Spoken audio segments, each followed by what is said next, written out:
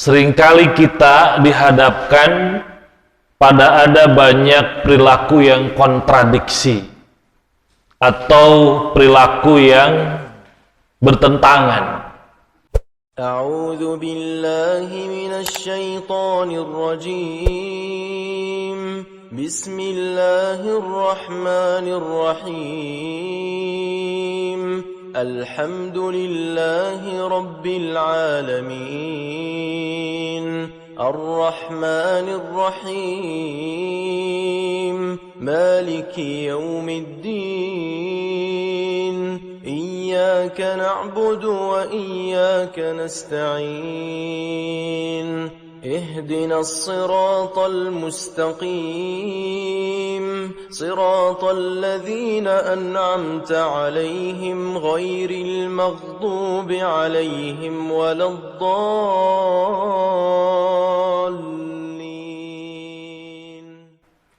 Assalamualaikum warahmatullahi wabarakatuh.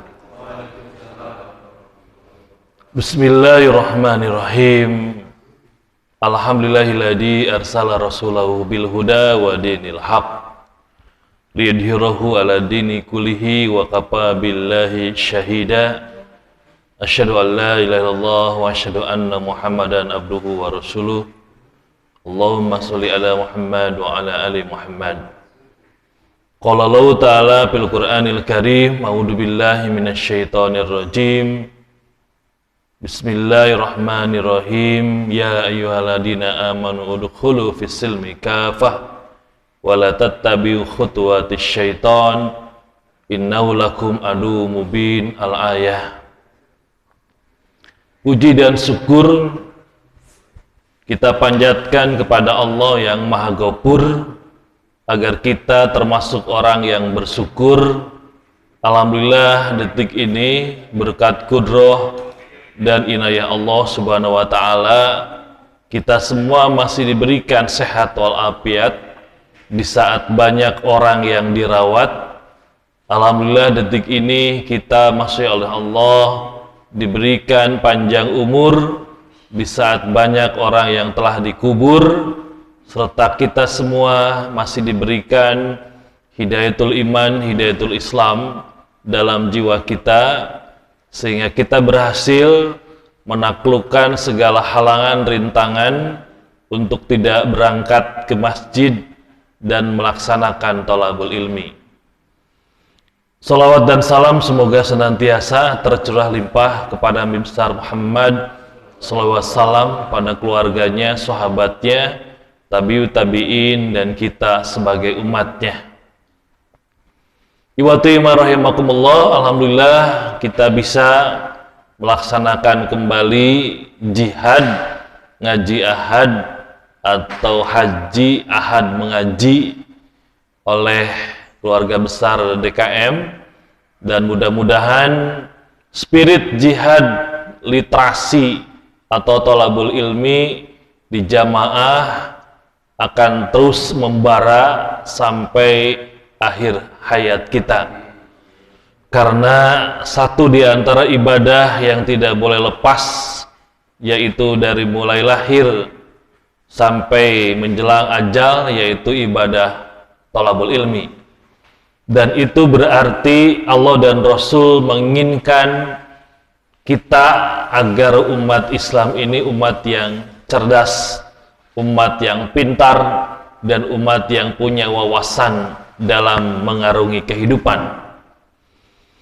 Iwati rahimakumullah, dalam kehidupan kita seringkali kita dihadapkan pada ada banyak perilaku yang kontradiksi atau perilaku yang bertentangan antara dirinya sebagai muslim dengan kenyataan amaliyahnya, antara dirinya sebagai seorang yang menganut beragama Islam dengan kenyataan perilaku, perkataan, perbuatan, dan tindakannya. Kita melihat negeri yang mayoritas muslim ini harusnya adalah negeri yang amanah, tapi dalam kenyataannya sebuah negeri yang di jajaran 10 besar angka korupsi tinggi di tingkat dunia. Bagus ranking nama 10 besar gitu. Tapi ranking dalam hal melakukan pembobolan, melakukan pembegalan dan penggarongan uang negara. Sehingga kita yang mayoritas muslim ini yang harusnya negeri yang betul-betul amanah para pemimpinnya, tapi kenyataannya kita lihat di KPK mayoritas adalah muslim. Itu adalah perilaku yang kontradiksi. Kita lihat misalnya perilaku kontradiksi berikutnya dalam hal narkoba misalnya, di mana yang menghuni lapas yang sekarang ini rata-rata lapas se-alam Nusantara ini, ataupun yang ada di pusat kota alun-alun, para penghuni lapas diisi hampir 60 atau 70% adalah kasus narkoba. Dan rata-rata mayoritas siapa? Yang beragama Islam. Nah, ini juga perilaku yang kontradiksi antara dirinya sebagai muslim tapi banyak melakukan narkoba dan lain-lain.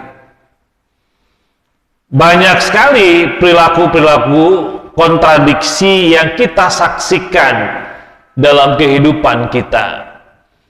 Dalam hal mereka yang harusnya majelis-majelis taklim itu penuh pisan, harusnya oleh kita umat Islam, tapi kenyataannya majelis taklim itu ya minim sekali.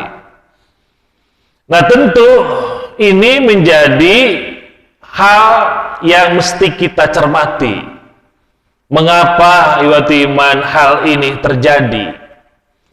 Nah, perilaku itu di dalam surat Al-Baqarah 208 ada satu kasus di zaman Nabi di periode Madinah, di mana periode Madinah itu adalah satu periode di mana ayat-ayat itu turun setelah Kangjeng Nabi hijrah ke kota Madinah. Tantangan yang dihadapi Nabi di kota Madinah itu lebih kompleks, menghadapi orang-orang muhajirin, menghadapi orang-orang ansor, termasuk yang paling pelik adalah menghadapi manuver-manuver dari orang-orang Yahudi dan Nasrani di kota Madinah. Tapi demikian, yang paling berat yang dihadapi Nabi adalah menghadapi musuh-musuh yang dia sudah masuk Islam, tapi dia banyak mengingat-ingat, bahkan mengamalkan agama sebelumnya. Nah, karakter ini dimunculkan dalam diri Abdus Salam, seorang tokoh Yahudi yang dia masuk Islam, lalu di tengah sudah masuk Islam itu dia banyak mengingat kehormatan hari Sabtu dan mengharamkan daging unta. Nah, ini akan menjadi ikon yang berbahaya di kota Madinah itu. Karena ketika Nabi sedang membangun tatanan masyarakat Madani, ada manuver yang dilakukan orang Yahudi untuk menusuk umat Islam di kota Madinah dengan cara seperti itu. Nah, iwatimakumullah, kelakuan Abdus Salam ini direspon oleh Allah dengan turunnya surat Al-Baqarah 208. Mungkin di waktu iman rada sering ngaos, pasti melewati surat itu ketika tadarusan di surat Al-Baqarah 208 kalau tidak salah. Nah, jadi kasus Abdus Salam ini menjadi yang disebut dengan asbabun nuzul. Jadi turunnya ayat itu karena ada perilaku Abdus Salam, yang perilaku ini lamun diantep bahaya bingit gitu. Karena bisa mempengaruhi stabilitas umat Islam di Madinah, sehingga nanti khawatir karena Abdus Salam ini tokoh, dia punya gerbong di belakangnya, maka khawatir nanti terjadi percampuran antara Islam dengan konsep agama Yahudi. Maka akhirnya turunlah ayat Al-Baqarah 208 yang isinya sudah sering kita dengarkan, ya ayyuhalladzina amanu. Nah, karena ayat ini penting banget, maka Allah memulai redaksinya dengan nida, seruan, harfu nida saurate. Nah, tidak semua ayat ada kata ya ayyuha. Menurut istilah ulumul Quran, maka ayat-ayat yang dimulai dengan ya ayyuhan nas itu teh ciri ayat makiyah. Karena di ayat makiyah masih merekrut banyak orang. Karena itu bersifat umum. Maka ya ayyuhan nas. Sehingga para ahli ulumul Quran mengatakan bahwa kalau ayat-ayat yang dimulai dengan ya ayyuhan nas secara umum berarti itu ayat makiyah. Nah, ayat ini waktu iman dimulai dengan ayat dengan seruan ya ayyuhalladzina amanu.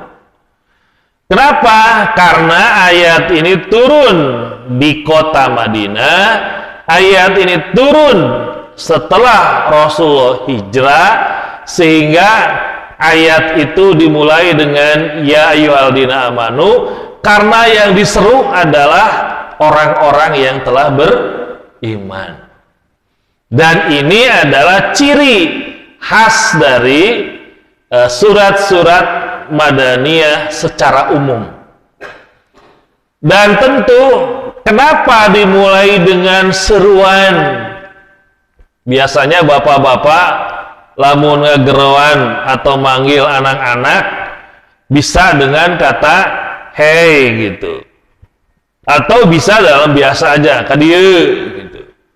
Tapi bisa jadi ada anak yang dipanggil dengan kata-kata biasa tidak memenuhi, maka kita pun menaikkan tensinya untuk panggil anak itu dengan kata-kata yang sebetulnya itu jauh, tapi itu orang yang dekat. Jadi kata-kata itu biasa digunakan untuk yang jauh, tapi digunakan untuk dekat. Hey, gitu. Nah, kalau kita sudah memakai kata-kata wahai, itu berarti ada sesuatu yang penting isi dari seruan itu. Jadi ada harfun nidanya, ada isi dari seruan. Nah, biasanya ayat-ayat dengan kata seruan Allah menggunakan itu dalam konteks ada makna yang penting banget. Ada makna yang sangat penting yang harus diperhatikan. Nah, rahimakumullah, jadi ayat itu turun respon atas kelakuan dari Abdus Salam yang kemudian Allah turunkan ayat ini sebagai tazkirah kepada kita. Walaupun ayat itu turun 15 abad yang lalu, tapi kelakuan karakter Abdus Salam ini sangat bisa jadi muncul di era milenial oge gitu. Nah, ini maknanya. Nah, kemudian ada udkhulu, yaitu masuklah kamu atau masuklah kalian.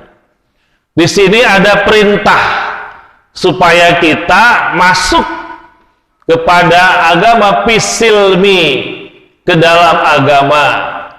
Ada dua kutub di dalam tafsir terkait dengan kata silmi ini. Bagian yang pertama, bahwa silmi itu adalah dinul Islam. Jadi memahami bahwa itu adalah dinul Islam. Ada juga pisilmi itu tidak dalam bentuk dinul Islam, tapi pada pendekatan semantik, bahwa masuklah dengan penuh kedamaian, dengan penuh keselamatan, dengan penuh mengharap kepasrahan kepada Allah. Nah, dua itu tafsir yang benar dua-duanya. Nah, apa? Jadi kita didorong oleh Allah, diperintahkan oleh Allah untuk masuk ke agama kita. Lalu kemudian muncul kata kafah. Kafah itu artinya menyeluruh. Menyeluruh itu apa maksudnya? Islam itu multi aspek. Ada dalam Islam itu aspek akidah atau tauhid, ada aspek ibadah, ibadah mahdoh, ada aspek ibadah ghairu mahdoh atau muamalah hablum minanas, ada akhlak, ada tarbiyah, ada iqtisadiyah, ekonomi, ada asiyasah, politik. Nah, jadi makna kafah itu diartikan secara menyeluruh pada seluruh tatanan bangunan Islam. Nah, jadi kita diperintahkan oleh Allah untuk mampu membuktikan keislaman kita dalam hal perintah, dari mulai yang kelasnya wajib sampai pada kelas-kelasnya sunnah. Jadi kita harus mampu membuktikan keislaman kita dalam tata perilaku, dalam perbuatan, dalam perkataan, sesuai dengan nilai-nilai Islam. Nah, itu yang kita Allah perintahkan kepada kita dalam hal akhlak di masyarakat, sesuai dengan prinsip akhlak dalam Islam. Dalam hal rumah tangga, sesuai dengan prinsip-prinsip rumah tangga Islam. Dalam hal kita bekerja, sesuai dengan prinsip-prinsip Islam. Jadi semua pergerakan kita, kapanpun dimanapun, tetiasa lepas dari pisilmi, dari nilai-nilai Islam. Nah, ayuhati rahimakumullah, itu tataran di mana kita harus mampu membuktikan keislaman kita.